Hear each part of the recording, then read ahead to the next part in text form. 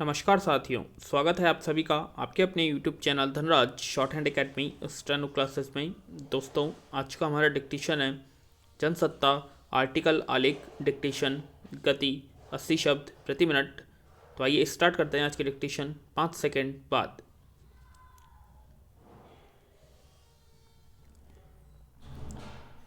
Start. होश संभालने के बाद से जितना याद है उसके मुताबिक जहाँ मेरा जन्म हुआ वह स्थान आज गांव से कस्बा, फिर नगर और एक औद्योगिक नगर बन चुका है, जहाँ गांव की रमणीयता, हरियाली, खेत और हरे भरे माहौल में चहचहाते पक्षी मेरे जीवन का हिस्सा था, वहाँ इसकी शक्ल बदलने के बाद से मैंने वह देखे या महसूस ही नहीं किए। अक्सर ऐसा लगता है कि जैसे अब यह मेरा शहर है, चिमनियों का, कोयला खदानों से परिपूर्ण उगलता धुआं, लगभग वैसा ही परिदृश्य समूचे छत्तीसगढ़ का होगा। विकास जो भी देता है, मगर उसके बदले जो कुछ छीन लेता है, उसकी मार बहुत गहरी होती है।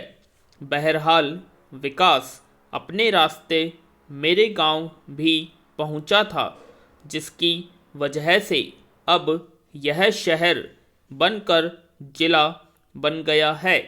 इसे राज्य का औद्योगिक तीर्थ कहा जाने लगा है। देश का विद्युत हब बनने की ओर अग्रसर है। जिधर दृष्टि जाती है, ऊंची ऊंची विशालकाय चिमनियाँ धुआं उगलती दिखती हैं। सब और औद्योगिक माहौल, सड़कों पर निकलने पर शरीर धूल धक्कड़ और चेहरा कालिमा से पुत जाता है। मैं अपने ऐसे ही शहर में अब रच बस गया हूँ। जिन सीमाओं में रहना हुआ, उसमें यह कल्पना नहीं की कि इससे इतर परिदृश्य और जीवन संभव है, मगर इस बीच एक नवीन अनुभव से गुजरा और मन मयूर आह्लादित हो उठा। शहर से मात्र 50 किलोमीटर की दूरी पर एक दूसरा जिला अवस्थित है।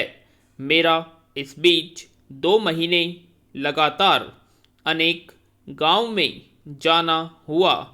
चांपा हो या जांजगीर, यह शहर तो हमारे शहर से मिलते जुलते ही शहर हैं, मगर जब ज़रा भीतर जाना हुआ तो एक नए अनुभव से दो चार हुआ।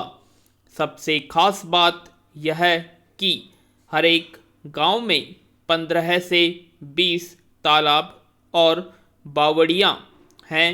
मैं अचंभित था। हमारे शहर में एक भी तालाब नहीं बचा है और यहाँ हर थोड़ी दूरी पर तालाब, बच्चे, महिलाएं, पुरुष उल्लसित नहा रहे थे। मवेशी पानी पी रहे थे। कमल दल खिले हुए थे। चारों ओर स्वच्छ वातावरण हरियाली से भरा हुआ था।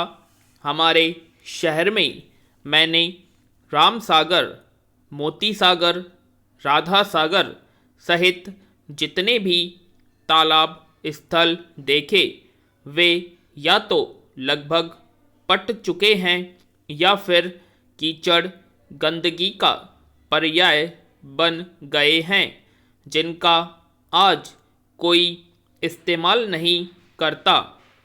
याद आया कि जब मैं छोटा था, तब घर के पास मोती सागर तालाब हुआ करता था। वहाँ मुझे दादी अपने साथ ले गई थी और मुझे नहलाया गया था। दादी अक्सर कपड़े धोने जाती, महिलाएं संध्या वंदन करती, दीप जलाती। आज वह तालाब सूखा पड़ा है। यह भी पता चला कि वह बिक चुका है। कहीं खबर पढ़ा था कि सबसे ऊपर से आदेश आया है कि तालाब नहीं बेचे जा सकते। मगर मोती सागर को किसने बेच दिया और आज यह किसकी निजी संपत्ति हो चुकी है। अब आने वाले दिनों में वहाँ क्या दिखेगा, क्या वह देखकर मुझे हैरानी होना चाहिए। इसी तरह अमरैया पारा में 2 तालाब थे। आज दोनों का अस्तित्व खत्म हो चुका है। शहर में एक भी तालाब नहीं है। कुछ वर्ष पूर्व मुड़ापार तालाब के सौंदर्यीकरण का कार्य प्रारंभ हुआ। चारों ओर खंबे लग गए, करोड़ों खर्च हुए। सुना कि यह आदर्श तालाब स्थल बनेगा जहां लोग घूमने आया करेंगे। लंबी चौड़ी योजना की घोषणा के बावजूद मुड़ापार तालाब का जीर्णोद्धार नहीं हो सकता है। 2 वर्ष पूर्व राज्य सरकार ने तालाबों की सफाई की योजना का क्रियान्वयन शुरू किया। सरकार के साथ कई समाजसेवी संगठन जाग उठे। राधा सागर तालाब को गोद ले लिया गया, मगर आज उसकी स्थिति भी बदतर है। मगर पड़ोसी जिला चांपा जांजगीर में स्थित एकदम उलट है। हर एक गांव में एक या एक से ज़्यादा तालाब हैं। पानी की कोई कमी नहीं। कोयला, मैना, नीलकंठ, पपीहे आदि चिड़ियाँ चहचहा रही हैं। चारों ओर हरी भरी प्रकृति मानो उल्लासमय जीवन का प्रतीक हैं। लहलहाते खेत, धान की हरी हरी दूब खिली, हंसती हुई मुझ जैसों की जीवन का संगीत सुना रही हैं। मैंने एक बात और महसूस की। मेरे शहर और आसपास अब गौरैया, कोयल, मैना, नीलकंठ आदि पक्षी दिखते भी नहीं हैं। मगर यहाँ कोयल की मीठी तान सुनने को मिली। नीलकंठ उड़ते दिख गए। हृदय को असीम सुख मिला। हरी भरी प्रकृति में अनेक पक्षी उल्लासित क्रीड़ारत हैं। ऐसे दृश्य मैंने बचपन में ही अपने गांव में देखे थे, लेकिन तब महसूस नहीं कर सका था कितना बड़ा अंतर है। एक हमारा शहर, एक पड़ोसी जिला। सुना है सरकार ने यहाँ के लिए भी कई योजनाएं बनाई हैं। आने वाले दिनों में जो जिला छत्तीसगढ़ राज्य का सबसे अधिक धान उपार्जन करने वाला है, औद्योगिक महानगर बनेगा। कृषि भूमि का अधिग्रहण शुरू हो चुका है।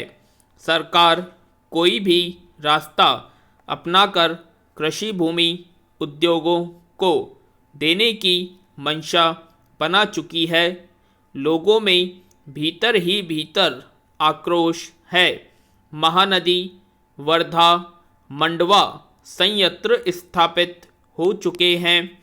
सैकड़ों एकड़ कृषि भूमि नष्ट हो गई। धीरे धीरे उद्योग अपने डैने फैलाएंगे। एक दिन प्रकृति की गोद में बसा मेरा पड़ोसी जिला भी मेरे शहर सा त्रासदी बरसाने लगेगा। पूर्ण विराम। तो दोस्तों यह थी हमारी आज की आर्टिकल डिक्टेशन, जो कि 80 शब्द प्रति मिनट की गति से बोली गई थी। आशा करते हैं आप सभी को डिक्टेशन पसंद आई होगी, तो प्लीज़ कमेंट बॉक्स में कमेंट करें। और अभी तक आपने हमारे चैनल को सब्सक्राइब नहीं किया, सब्सक्राइब करें, बेल आइकन को प्रेस करें, जिससे हमारी लेटेस्ट नोटिफिकेशन आप सभी को पहले प्राप्त हो। धन्यवाद।